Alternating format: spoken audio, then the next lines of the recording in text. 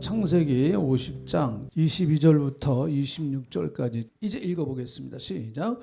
요셉이 그의 아버지의 가족과 함께 애굽에 거주하여 110세를 살며 에브라임의 자손 3대를 보았으며 므낫세의 아들 마길의 아들들도 요셉의 스라에서 양육되었더라. 요셉이 그의 형제들에게 이르되 나는 죽을 것이나 하나님이 당신들을 돌보시고 당신들을 이 땅에서 인도하여 내사 아브라함과 이삭과 야곱에게 맹세하신 땅에 이르게 하시리라 하고 요셉이 또 이스라엘 자손에게 맹세시켜 이르기를 하나님이 반드시 당신들을 돌보시리니 당신들은 여기서 내 해골을 메고 올라가겠다 하라 하였더라. 요셉이 110세의 죽음에 그들이 그의 몸에 향재료를 넣고 애굽에서 입관하였더라. 아멘. 우리가 살다가 보면 분명히 감사한 사람이 생기죠. 내가 나된 것은 나 혼자 잘나서 나된 게 아니고 다 우리는 끼고 엮여서 비빔밥처럼 그렇게 맛있는 인생이 된 거예요. 그러니까 우리가 신앙이 어려울 때 교회가 그 버팀목이 돼줘야 되거든요. 교회가. 그래야 교회가 살아있는 겁니다. 요즘은 사람들이 굉장히 외롭습니다. 굉장히 외로워요. 앞으로는 점점 더 그럴 거예요.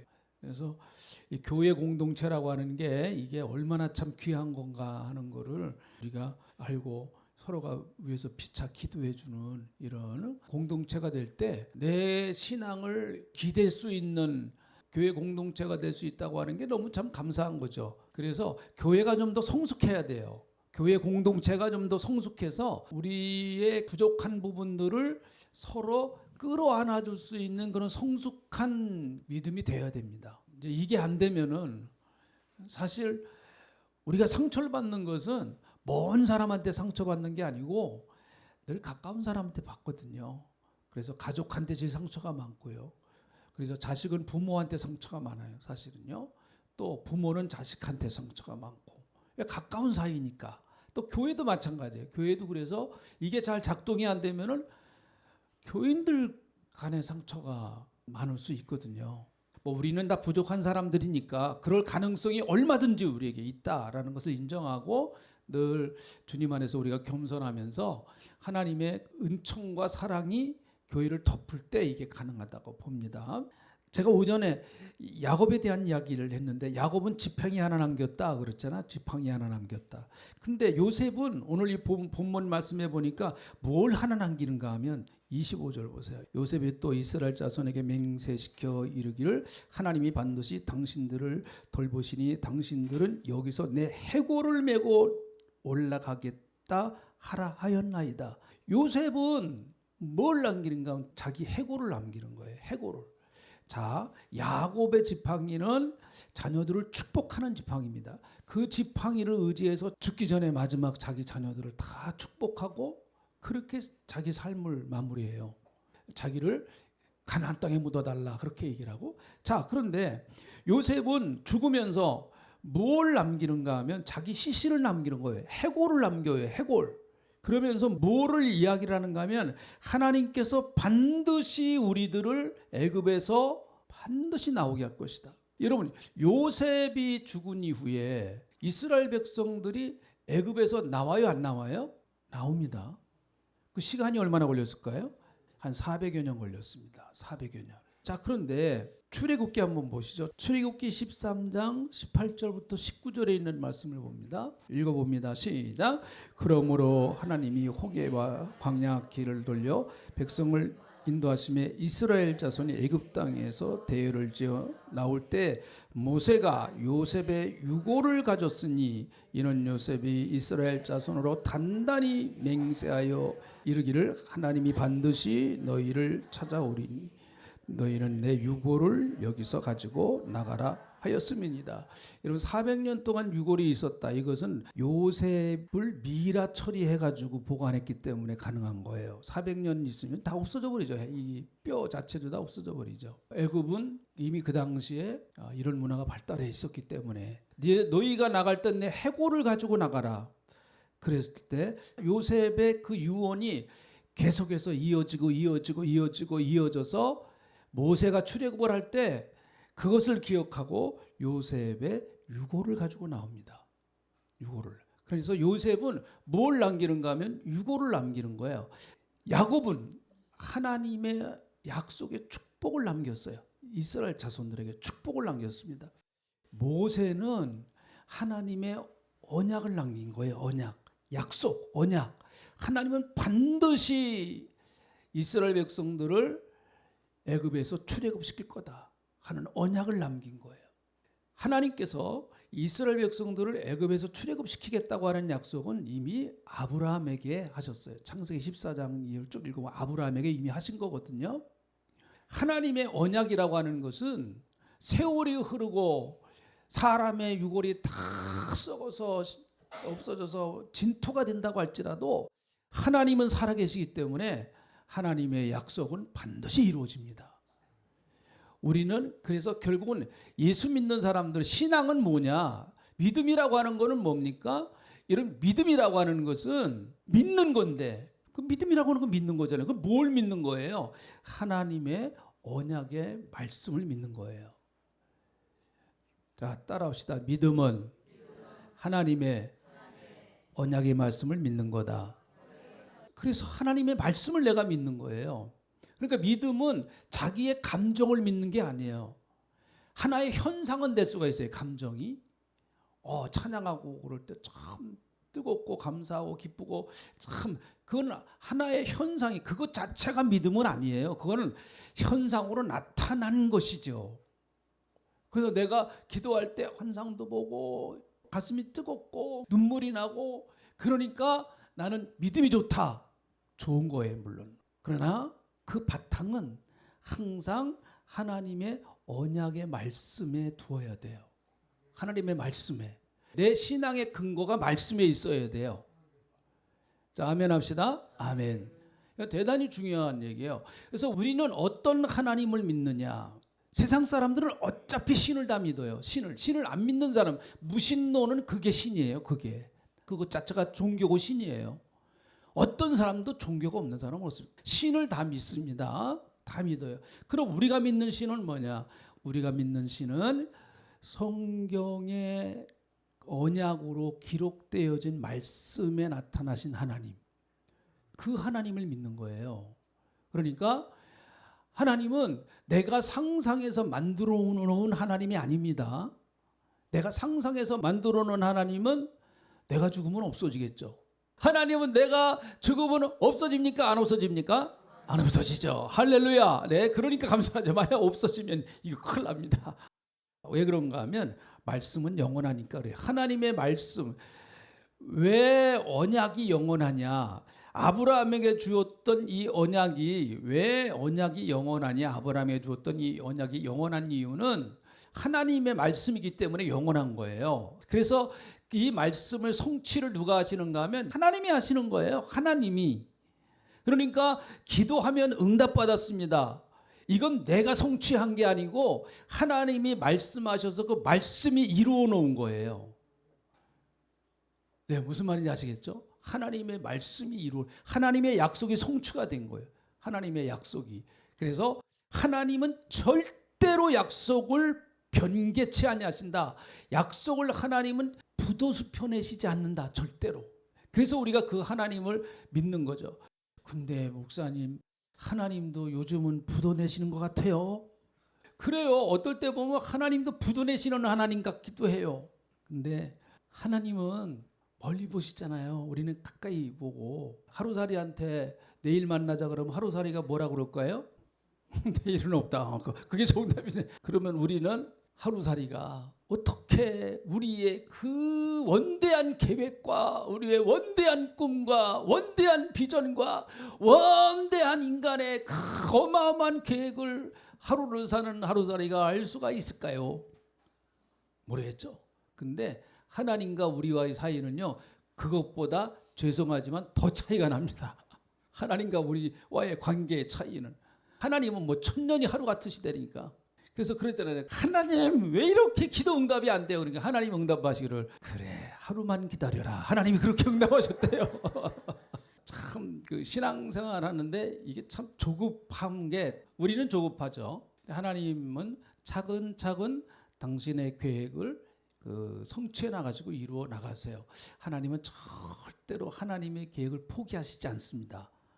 약속하신 걸 포기하시지도 않고 약속하신 것을 여러분 바꾸시지도 않아요. 하나님은 꼭 이루시는 거죠. 그래서 요셉의 유고를 가지고 나간 이스라엘 백성들, 그 유고를 나중에 여러분 이것을 어디다 갖다 파묻는가 하면 가나안 땅에 가서 세겜 땅에다 갖다 파묻습니다. 그래서 지금 요셉의 무덤이 세겜 땅에 있어요. 세겜. 근데 세겜은 지금 아랍 사람들이 점령하고 있는 지역이에요. 거기가 좀 북쪽이기 때문에 아랍 사람들이 점령하고 있는 지역인데, 아무튼 지금도 요셉의 무덤은 세겜에 있습니다. 그 약속의 말씀이 이루어졌어요. 이루어졌습니다. 그래서 이 요셉은 무엇을 유산으로 남겼느냐? 인간이 볼 때는 참 허무하잖아요. 해골, 유골을 유산으로 남겼어요. 그래서 여러분 이제 모세가 출애굽을 할 때 요셉의 유골을 가지고 나왔단 말이죠. 요셉의 유골은 굉장히 이스라엘 백성들에게는 상징적 의미가 있기 때문에 요셉의 유골을 모세가 함부로 갖다가 두지는 않았을 것 같아요. 중요한 장소에다가 잘 보관했을 것 같아요. 모세가 요셉의 유고를 보면서 하나님의 언약을 생각했을 것이고, 또 여러분 같으면 모세 입장이라고 그러면 요셉의 유고를 보면서 뭘 생각했을 것 같아요? 결국은 인간이라고 하는 건 뭐예요? 유골이에요. 유골. 마지막 그렇게 요셉이 한 나라를 통치하고 다스리던 그 어마어마한 바로 밑에 2인자 아닙니까? 2인자. 근데 그 당시에 2인자는 절대 권력을 가지고 있어요. 절대 권력. 그냥 막 권력을. 근데 세월이 가고 시대가 지나면 역사의 주인공은 바뀌는 거예요. 한 시대는 가는 거예요. 아무리 위대하다고 그래도 한 시대는 가는 겁니다. 그래서 모세는 요셉을 존경할 수는 있었을 거예요. 그러나 요셉을 의지하지는 않았죠. 누굴 의지했겠어요? 그렇죠. 요셉을 쓰셨던 하나님을 의지했겠죠. 그래, 인간은 다 결국은 한 줌의 흙으로 돌아가는 거야. 한 줌의 흙으로. 그러니 요셉을 쓰셨던 그 하나님은 언제나 변함없이 함께 하시니까 그 하나님을 의지하자. 모세가 막 그런 결심이 더 강했을지 모르겠어요. 그래서 여러분 늘 하는 얘기지만 어쨌든 우리의 신앙의 중심을 계속해서 하나님께로 가고 예수님께로 가고, 할렐루야, 주님께로 계속 우리의 신앙의 중심을 옮겨가야 됩니다. 우리도 모르는 사이에 자꾸 좀 멀어져요. 이게 예수님과 멀어지고 하나님과 멀어집니다. 그럴 때마다 다시. 그래서 성경은 사람을 영으로 만들지 않습니다. 아무리 위대한 사람이라도 다 하나님이 쓰신 사람이에요. 그 시대에 필요해서 하나님이 불러서 쓰신 사람이에요. 그러니까 우리는 하나님 앞에 쓰임받은 그 사람도 참 중요하죠. 그러나 우리 예수 믿는 사람들은 언제나 그 사람을 쓰신 하나님께 더 초점을 맞춰야 되겠죠. 그래야 신앙이 올바러집니다. 그래야. 요셉도 마찬가지예요. 요셉이 참 훌륭한 게 많잖아요. 그런 것들을 우리가 참 배울 수 있습니다. 그러나 요셉을 그렇게 만드신 하나님께 결국은 초점을 맞춰야 되겠죠. 그 하나님께. 요셉을 그렇게 만드신 하나님. 그래야 우리가 희망이 있죠. 그래야. 요셉처럼 살 수 있겠어요? 여러분 요셉처럼? 그거 어렵습니다. 요셉처럼 살기 정말 어려워요. 막 꿈도 꿔야 되고 꿈 해몽도 해야 되고 감옥도 가야 되고 그냥 막 또 이쁜 여자한테 유혹도 받아야 되고 그냥 막 이런 거 우리 못해요. 그런 건 못합니다. 그건. 자, 하나만 좀 더 봅니다. 신명기 34장. 야곱은 지팡이를 남겼어요. 축복의 지팡이에요. 그리고 요셉은 자기 해골을 남겼어요. 유골을 남겼어요. 하나님의 언약.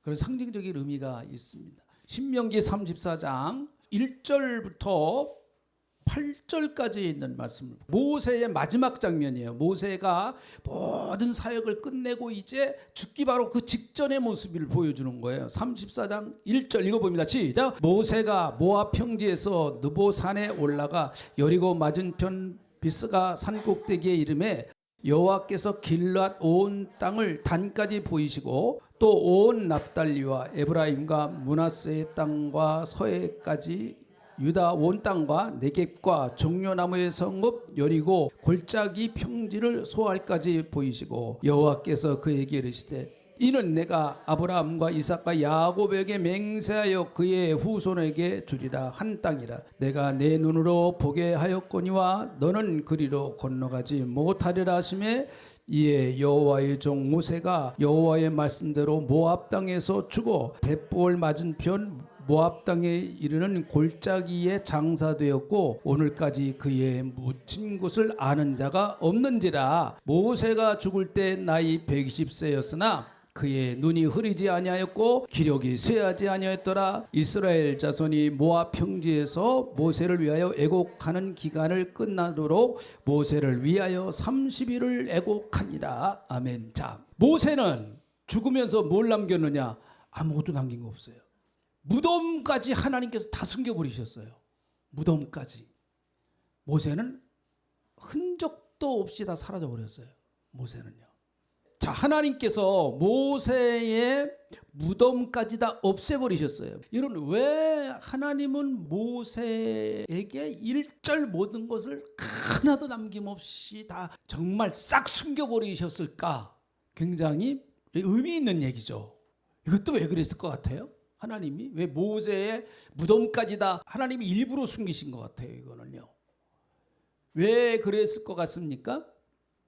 모세를 의지하는 그래요. 모세 너무 모세는 진짜 위대한 사람입니다. 모세는 엄밀히 말하면 이스라엘 나라의 국가를 만들어낸 사람이에요. 만들어낸 사람. 아브라함은 시조라고 볼 수 있겠죠. 근데 아브라함은 족장이에요. 족장. 그러니까 뭐 기껏 해봤자 20-30명 이렇게 족장들 모고 다니면서 양 키우고 그러는 사람이었었어요. 아브라함, 이삭, 야곱 다 마찬가지였습니다. 요셉은 애굽 나라의 총리였으니까 실제적으로 여러분 이스라엘 나라라고 하는 국가의 토대를 다 만들어낸 사람이 모세예요. 모세. 하나님께서 모세를 가나안 땅에 못 들어가게 하시고 그의 무덤도 없애버린 거는 아까 우리 성도님들이 정확하게 얘기하죠. 다 우리 성도님들이 다 신학자들이시네. 신학자들도 그렇게 얘기를 해요. 만약에 모세가 가나안 땅에 들어갔으면은 야훼 종교가 아닌 모세 종교가 생겼을 것이다. 그만큼 그 당시에 모세의 영향력은 거의 하나님과 동등될 정도로 이렇게 엄청난 영향력이 있었습니다. 이스라엘 백성들에게. 하나님 그거 원치 않으시죠. 그래서 모세를 불러서 모세야, 네 사명은 여기까지야. 근데 모세가 그때 7절에 보세요. 그때 어땠습니까? 모세의 육체적인 힘은 어땠어요? 7절 34장 7절에 보니까 눈이 흐리지 아니하고 기력이 쇠하지 않았다. 얼마든지 더 일할 수 있었습니다. 그 모세가 참 위대한 사람이에요. 하나님 여태까지 서먹더니 팽시키십니까? 마지막 순간에 팽시키세요? 세상에 이럴 수는 없습니다. 하나님이 이러시면 하나님이십니까? 막 그렇게 하고 싶기도 할 것 같아요. 제가 볼 때 세상에 내가 하고 싶어서 했습니까? 나를 그냥 80 노인을 나를 불러내서 그렇게 그냥 40년 동안 생고생 시키더니 그렇게 가나안 땅은 그냥 가나안 땅 와서 이게 보니까요 34장 1절부터 4절까지는 구경을 시켜요. 가나안 땅을 구경시켜줘요. 눈으로만 구경시켜요. 차라리 그거 하지도 말지. 그냥 눈으로 모세야 한번 봐라 싹 한번 넌 못 들어가. 이게 무슨 모세를 놀리는 것도 아니고 하나님이 놀리는 것도 아니고. 근데 모세는요 참 모세가 위대한 그러면서 위대해요. 하나님이 하시는 대로 그걸 다 받아들이는 거예요. 종이니까. 하나님이 왕이시고 자기는 종이니까 그걸 다 받아들이는 거예요. 알았습니다. 하나님 제 사역은 여기까지입니다. 이게 진짜 어려워요. 진짜 어렵습니다. 이거요. 이게 너무너무 힘들어요. 사실은. 그래서 모세가 남긴 건 두 가지예요. 두 가지. 모세가 뭘 남겼냐? 모세는 무덤 안 남겼습니다. 자기 유품도 안 아무것도 안 남겼었는데 모세가 남긴 건 또 두 가지. 뭐야? 하나님의 말씀, 율법, 계명을 남겼어요. 계명. 우리에게 계명을 남겨줬습니다. 그리고 또 9절에 있는 말씀. 이걸 모세가 잘했어요. 모세가 눈의 아들 여호수아에게 안수하였으므로 그에게 지혜의 영이 충만하였으니 이스라엘 자손이 여호와께서 모세에게 명하신 대로 여호와의 말을 순종하였더라.